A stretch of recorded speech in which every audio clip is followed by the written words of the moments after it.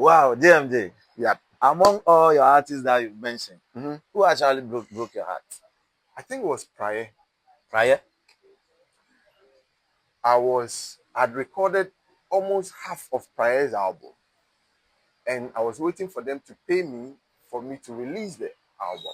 Okay. Then they had done a compilation for Apietus, so they were owing Apietus some favor. Okay. And then Praye has a big song called Angelina. Angelina. That song was fully produced by me. Angelina was produced by me. Everything from beginning to end.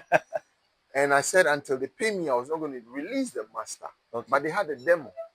So they gave the demo to Apia and told Apia that they like everything here. And Apia copied it from sampled it. And that time Apia didn't know I had become Jam Master J. He knew me as Joshua.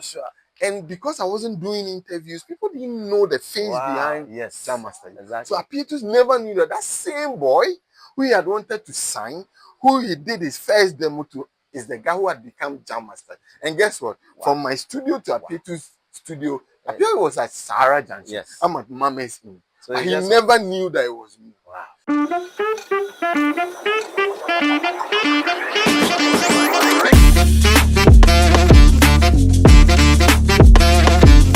Alright people, daybreak in Africa, nightfall in Europe, sunshine in Jamaica, rainfall in the whole world. You can call me your darling boy. I am the God that all mics bow down to. I am very, very happy to announce to you that Skanking Vibez is officially back, man. Now it's taking a new turn. It's not going to focus on only reggae and dancehall. We have so many genres that it's going to be covering. For instance, you always see the glory, but you don't know the story behind the success stories, man. So we're going to be inviting people, the industry players, into our studios, to tell their own stories, the gist, the nitty-gritties, and also the gossips, and everything they face in the industry.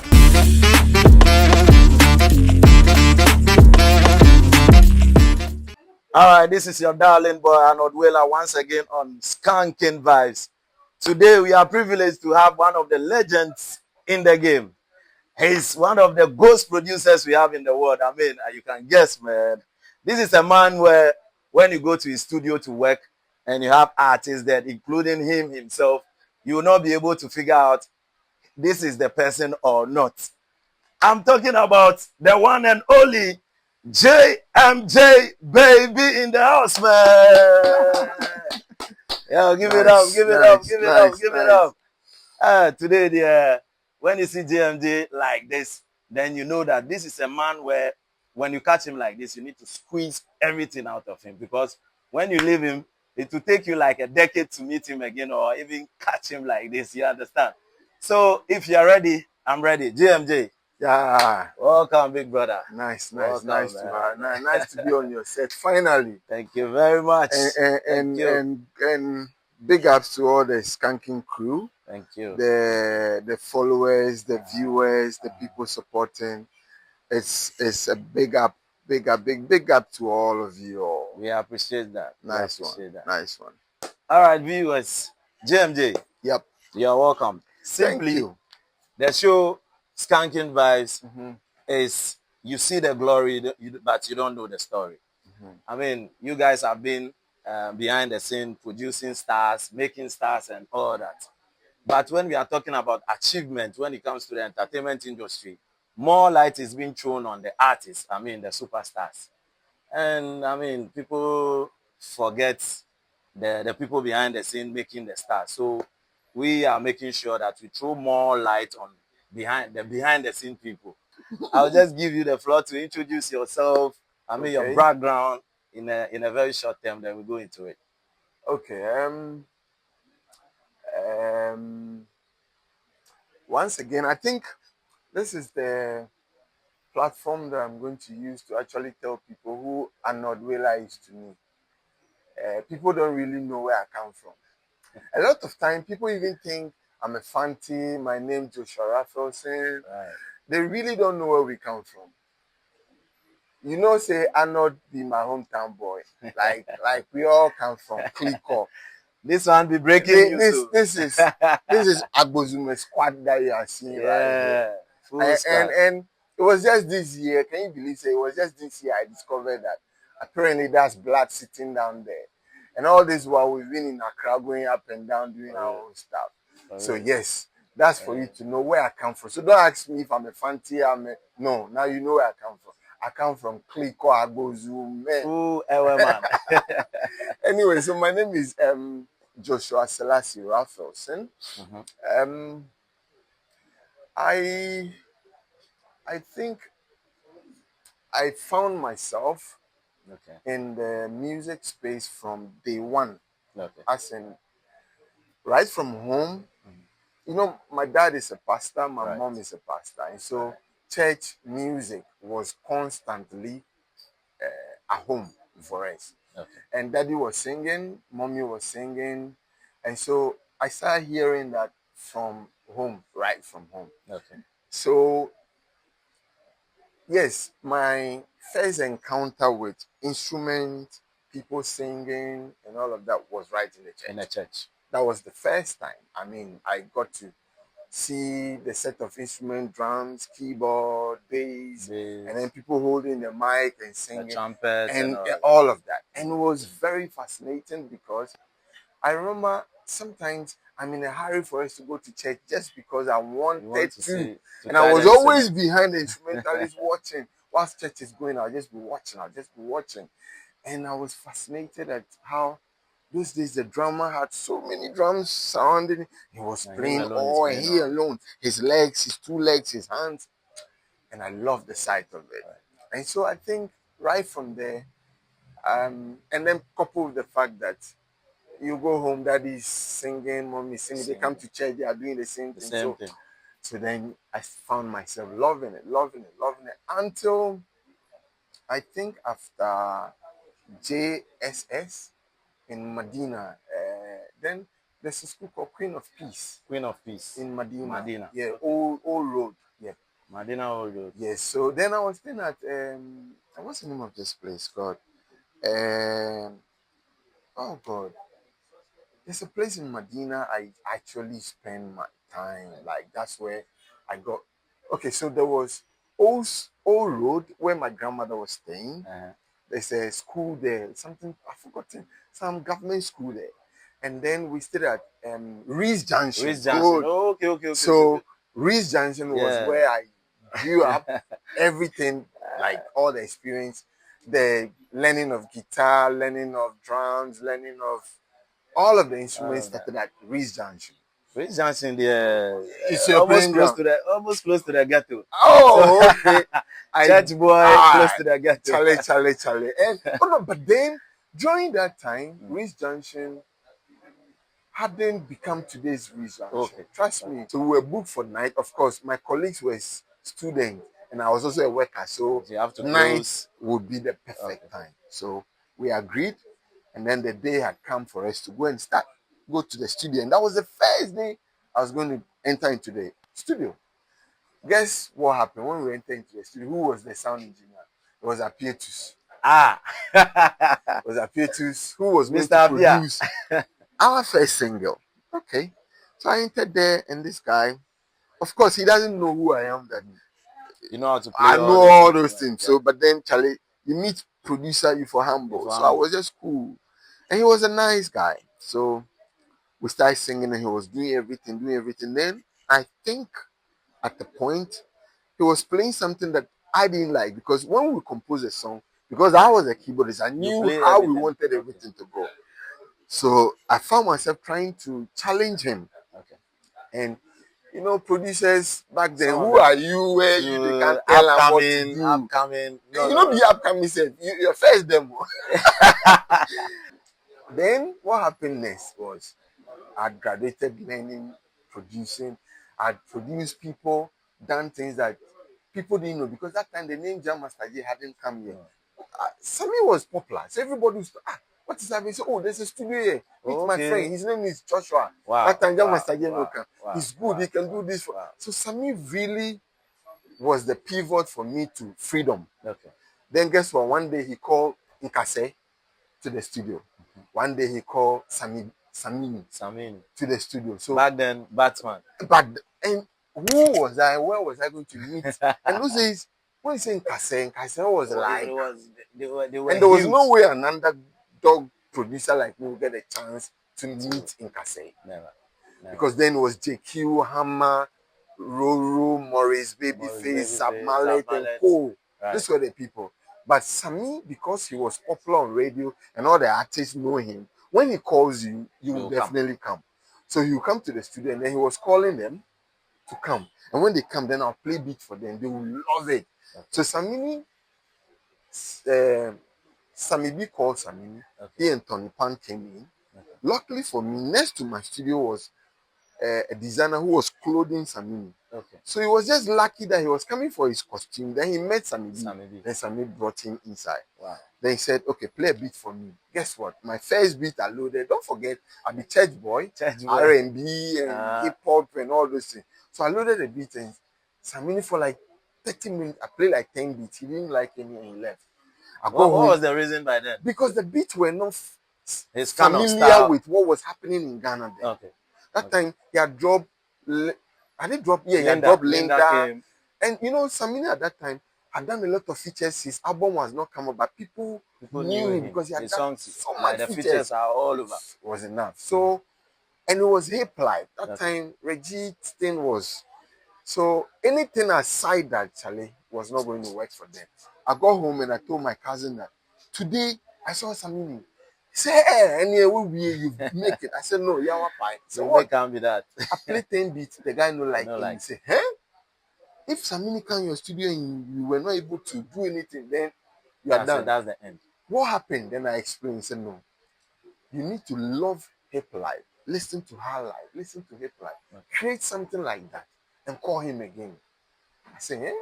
So I started listening. Within 3-4 days, hip life was a simple music. When you're a creative person, the way it goes, the formation of our music was very simple. So I figured it out easily.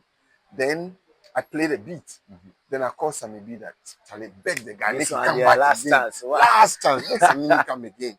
Luckily, there was a show. Samini was coming for his costume again. And I said, I beg, you just can't listen there. Then the day he came, there was Panji, there was DJ Black, all of them. And these are all my godfathers. Mm-hmm. And then I loaded the beat. I remember the beat I loaded was African Lady. Yeah, African Lady. Yes. And then I loaded the beat. They said, yes, this is it. Then he started freestyling. I said, oh. And I had never seen an artist. Like normally I know they'll take the beat, take time, right. The guy just had the beat, he was just shaking his head. That time the Rasta was short. He wasn't this, he was just shaking his head small time, then he wiped his face because the studio was just small. And he said, can I go enter? I said, what's wrong? No. That's the CA. I opened the boot. Hey, before Samini came out, he had done verse 1, verse 2, verse 3. Those days, 3 verses for a song. Like 5 minutes, Challenge 6 minutes. 6 minutes. He had done the chorus. And now he was excited about me. He called Tony that Charlie, he's met some small boys. The boy in beat be different. He didn't like him. So now Tony wants to come and see who the guy was because those days Tony would meet book. It was Nana King, and all those people. So who is this small boy Samini is talking about? And then Nkase came in. I did some magic for them. Unfortunately, we started producing an album from Nkase, and then they had a show in London. Not knowing they had planned to break up. Among the two of them, they didn't even know. This one had his own mind that when they reached London, he was going to this one. So when they got to London and everywhere, and then the album got stuck on my PC. So now. Today is when we talk to them, Charlie, this song, what happened? I said, it be you. Panji was like, after we finished recording African Lady, Panji was like, Charlie, the name Joshua there, Samuel. We know if you mention Joshua. What did you talk about? What be your name? I said, I'm not getting no other name. Then DJ Black was like, don't worry, open the mic. So I opened the mic and we had looped the intro. Okay. And then he entered, then he went to scream, JMJ Baby. I didn't even know what he meant, who it was. And then Panji was like, yeah, I like that name. Then Samini said, do you like? I said, yes. Then he said, okay. So Samini went to the ending of the song and then also went to scream the name. He said something. Big shout out to Jam Master J, JMJ Baby. And then the name just got locked. Okay, as at this time, did you know that there was a producer? I didn't even know.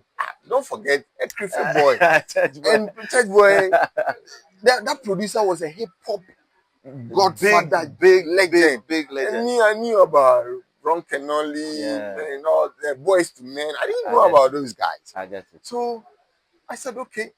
And then later I said, my name is Joshua. So the Master J is not bad. Me, I like it. And I took it. So then the name got stuck. Now it started going outside, and people were like, who is this? Because those days it's either Box Breaker JQ or Hammer Apietus or Zabmalet or Maurice and all those guys. Samini was trying to search for unpopular producers that were not common, that would give him different vibe. Okay. So that time, Quick Action 2 had done some massive hit for TikTok. Okay. Fefenefe, all those kind of things. So it was also there. And then I was just young, nobody didn't know me. JMJ, you finally came to Dansoman. We, the Gen Zs, okay, me, I'm not even a Gen Z. The Gen Zs came after me. But most of us got to know you through Samini, the second album. Yeah, the second album. Which is the Samini album. Yeah. Even we just been hearing the name JMJ Baby, Master J Baby, JMJ Baby, and mostly it was this guy. I think 4S for Captain Planet. Yes. There are songs too. It's JMJ Baby. Oh, I remember. Yeah, I think they had a song. I forgot it. Chupa Chop, Lollipop or something. Good. Yes. You see, so I mean, that was when we started hearing about JMJ. Who is this guy? Till now, we all don't know who JMJ is. JMJ, when you came to Dansoman, I mean, moving from a church boy and all that, running from home to learn sound engineering, and now, mommy and daddy, all your friends, your mates, and everybody, you have been associated with Samini. Exactly. And Samini is not somebody that you see him and you'll be like, oh, this guy, he be gospel artist. I mean, Rasta, even having dreadlocks back that time set was like, it was big issue. How were you able to manage all this pressure? Okay, so don't forget now, the accounts will say my teaching had left home. So now my parents were just praying that this boy don't go wayward. Because now they realized that there was nothing they were going to be able to do to get me back. Right. All the perception she had about the music lifestyle is not what the son is doing. And so now she became a bit comfortable. Not too, but still she didn't know who Jam Master J is because she didn't know me by that name. Yeah. As for my dad, I don't think he's even heard the name Jam Master J before. No. So now we're in Dansoma.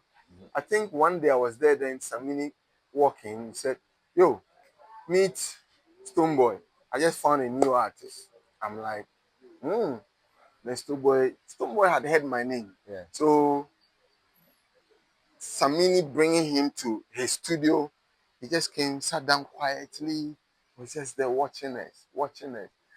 So he introduced him, but I didn't really pay attention to him. So the second day, we were recording the first ever rhythm, which was Trigger Rhythm. And Samini, the first ever rhythm in Ghana. Right. Was Trigger Rhythm. On record. On record. And Samini was doing his version, which is called Trigger, featuring Ghetto KB. Yes. And then Stoneboy was seated there quietly, and he was watching Samini. I was like, I saw that there's some energy in this guy. If I give him the chance, he will do something. So when Samini finished, I muted Samini's vocals. And once he finished, he was going to Rodney's place. As I say. You see, I was at Mame's In Junction. And from Samini's house to Mame's In Junction is not far. So he passed my place, listen to fresh beat, do sketches, then he will continue to, as I say, go and feel free for that before he will move and meet on for town. Then they go and do their business. Okay. So when he left, then I loaded the beat for Stoneboy. That was the beginning of Hills and Valley. Over the hills and I watched valleys. the boy. Too much energy. Who is this boy? So he finished his own. Then I called Samini and said, who is the boy? He said, oh, we bring him, we sign him, we work with him for be. He's your hometown boy. That time said me, I didn't know that. He also didn't know I was away. So we're all just. Then I think the third session, he started feeling comfortable, and then he opened up and we started talking. And I realized that he's an Anglo boy, meaning he's a homeboy. It's a homeboy. Then we started vibing. Then one thing led to other. Then I had become big now. I'd produced the likes of Obrafour, Sarkodie, name all these guys. All the big guys. All of Praye. So then I said, okay, I was also going to form a record label. Then I registered Extra Large Music. So Extra Large Music and High Grade Family. So were they two companies? Or? They were two separate. You see, High Grade was a movement. Okay. There was Samini Music, which is the record label. Samini Music is a record. If you go take his first album, second album, you see first album was another guy, Lexify Production. That was Dan Kwasere. Right. Then second album was Samini Music. Then he was moving from Batman to Samini. So he was introducing his name Samini. So everything was focused on the word Samini. But then High Grade was the movement that had formed. And back then Dansoma was the base for music. Castro, name them. Before Tema became, before Tema started Chale, you want to blow, you have to come to DC, hang around DC, Paddy the boys, freestyle, battle the boys at, what's the name of that? I remember, Gold House. That was where you go and do your battle and all of that. So, a lot of movement happened there. And then there was Rodney also doing his Asasese thing ongoing there. So there was a lot happening. Then I just registered Extra Large Music. Me and my cousin Royce Green, who is in Dubai. Okay. And then who was our first artist? My first artist was Siba. Yes. She didn't blow. When we were just about to shoot a music video, she got pregnant. Now she's 10 a gospel artist now.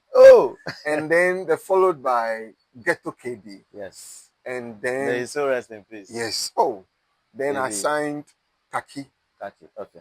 And so it was Kaki that really blew. Okay. Like overboard. Very big. Very, very big. Yeah. That's cemented both the record label, my name, and then it also added to High Grade because then Samini and all of us were together. So when you see Kaki, it was more like, at the point people even thought Kaki was signed under Samini. Exactly. Because it was one family and you could not tell the difference between. It's like R2Bs today. Right. Back then, there were a whole clique movement. And now you couldn't can tell just figure out who exactly. I get it. So that's how it all. Wow, JMJ. Yeah. Among all your artists that you mentioned, who actually broke your heart? I mean, be sincere. Broke my heart? Yes. Like how? Emotionally or what? Emotionally. No, I was recording mails, so how would they break my heart? No, okay. Anyway, I get what you mean. Right, Don't right. worry. I think the word is not break or broke my heart, but you see, as a creative person, we are very passionate about what we do. Yes, every time. So I think it was Praye. Praye? I'd recorded almost half of Praye's album, and I was waiting for them to pay me for me to release the album. Okay. Then they had done a compilation for Appear2, so they were owing Appear2 some favor. Okay. And then Praye has a big song called Angelina. That song was fully produced by me. That was in 2008. So that song was fully produced by me. And then because I said Angelina was produced by me. Everything from beginning to end. And I said until they pay me, I was not going to release the master. Okay. But they had a demo. So they gave the demo to Apia and told Apia that they liked everything here. And Apia copied it from sampled it. And that time Apia didn't know I had become Jam Master J. He knew me as Joshua. And because I wasn't doing interviews, people didn't know the face behind Jam Master J. Exactly. So Apia just never knew that same boy who he had wanted to sign, who he did his first demo to, is the guy who had become Jam Master. And guess what? Wow. From my studio to Apitu's studio, Apitu was at Sahara Junction. Yes. I'm at Mama's Inn. So but he never knew that it was me. Wow. Because I was always hiding, low key. So if I had a broken heart, it was Praye, because Angelina's song was produced by me, and they took it to Apia. Apia reproduced it and took the credit. Wow, Angelina. That's it. That song was on their one of their album. biggest Angelina Comito. Yeah. Wow, this is huge, man. I mean, I'm also surprised. I don't think you've ever said this anywhere before. A few people have. No. Not on camera. I usually don't like to see a lot. Not on camera. I usually don't like to see Master J, man. It's been nice having you. But before you go, I want to ask you, I mean, I wouldn't say my final question, but what did you eat? Who triggered you when you played the missile reading? Okay, so let's give shout out. I mean, to me, that would be your biggest. I mean, to me, there's somebody here that we need to mention and give credit to. Elombini, so man. How did I become a church producer, church boy to producing dancehall music? Typical. It was Elom and Stoneboy started bringing me mixtapes, dancehall readings, and I fell in love with it. So those days, the Gali and the Gaza thing was very huge. So they'll bring me the tapes and I'll be listening. I loved both of them very much, but I think in terms of energy, Vibes was, when I hear Vibes song, I just get 1,001 ideas. Like I could just load Vibes in song, chop his verse, chop his chorus, and then just be listening and then start. Before you see, I've created a new beat. I'm assuming Vibes is here singing to me to create, and I'll recreate my own beat out of what I had him doing. Wow. So I was doing that to both Vado and Vibes. But Vibes, I mean, Vibes really inspired me more. Yeah, his style, he would turn twist, stop sing, do. It was just. I'm surprised though, because for your background, somebody that's coming from a typical church, and you love Vibes. Charlie. And I like Bad Boys vibes. I think the whole thing, it was inside me, but I was waiting for somebody to just trigger it out. Right. That's right. So the church there, even though I'm still church and all of that, I love Bad Vibes past anything. That was just it. All right, man. Oh, it's been an amazing time with the legendary Jam Master J. His real name is Raphael Joshua Raphaelson. Do you have an Ewe name? Hey, no, I think I need to give you. No, I didn't have. So my cousin wanted people to know that I was Ewe, so they gave me one, and that's Selassie. Okay. And I loved it. Efo Selassie. Yes. I want to add Clicker to the Selassie self. Now I promote Clicker. Efo Selassie Clicker. Now, for your information, JMJ is a typical Clicker man. Yes. And he happens to be my big cousin. We are all coming from the same home. Amazing. Yeah, amazing. So nobody know about this. I've never said this anywhere. So this is the first time on camera. Efo Selassie. Charlie. Thank you very much for passing through. JMJ. Skanking Vibez are in the next year, it should become the biggest entertainment program. Amen. With millions and thousands of millions of views, both YouTube, everywhere. Amen. As for see this guy, you should give me another 40 minutes and then I will interview him from Black Rasta to. Anyway, nice meeting you guys. The rest we go keep on.